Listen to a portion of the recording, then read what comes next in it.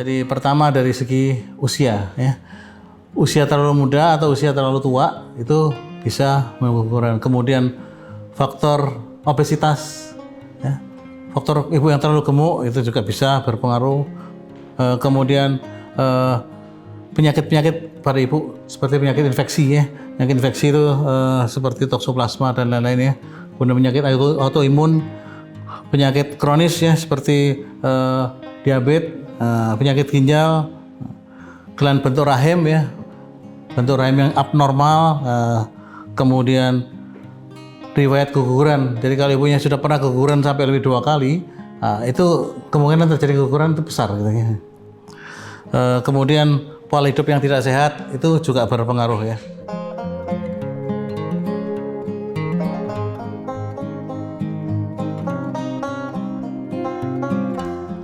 Betul nggak faktor-faktor ini bisa menimbulkan keguguran? Ternyata itu tidak betul ya.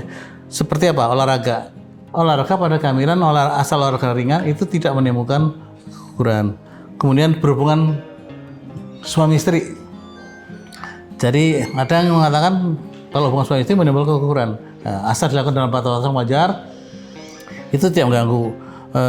Kemudian konsumsi makanan pedas. Nah, ini gara-gara makanan pedas terus jadi keguguran? Enggak ya, tidak ada berhubungan.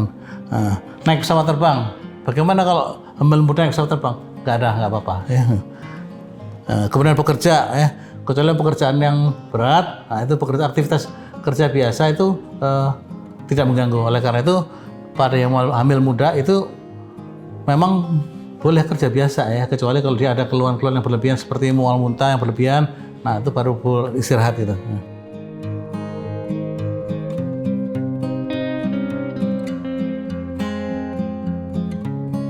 Gejala-gejala keguguran itu ya pasti hamil ya, terlambat dites positif kehamilan dan ada perdarahan. Jadi itu gejalanya. Bisa stimulus, bisa tanpa stimulus ya.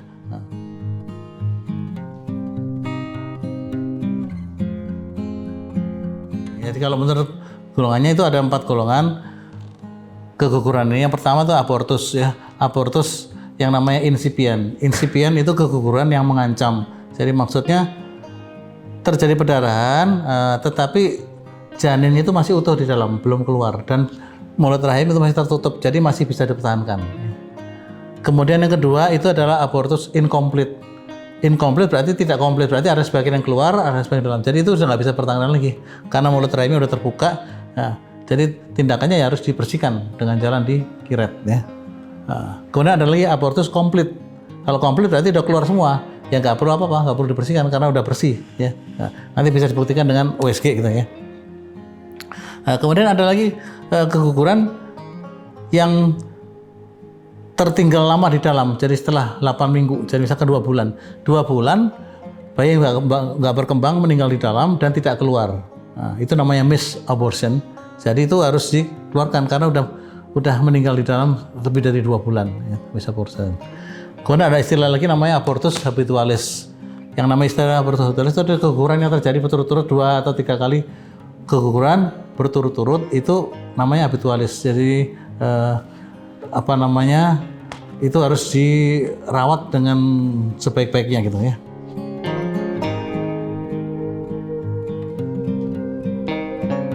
Kalau kita mencegah keguguran, itu keguguran disebabkan oleh kelainan genetik ya, genetik dari kromosomnya itu memang sulit untuk dicegah.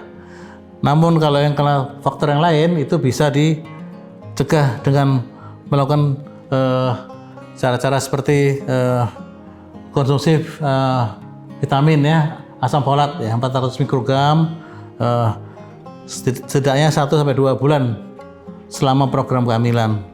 Menjaga berat badan ideal, mengonsumsi makanan yang bergizi seimbang, mengelola stres dengan baik ya.